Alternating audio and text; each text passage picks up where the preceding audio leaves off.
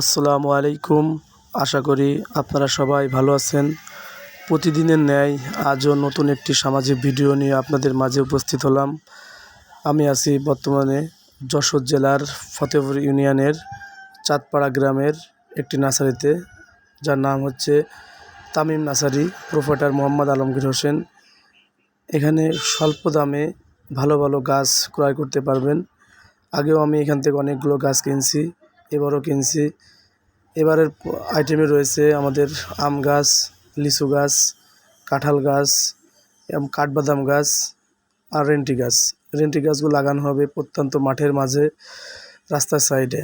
আর যে ফলগুলো আজ দেখতেছেন, এই ফল গাছগুলো লাগানো হবে মেন রোডের পাশে, বাইপাস রোডের পাশে, যার মাধ্যমে ফল ধরলে পথচারীরা খেতে পারে। এবং গ্রামীণ মাঠের গাছগুলো লাগানো হবে যেন মাঠের শ্রমিকরা এখানে বসে বিশ্রাম করতে পারে।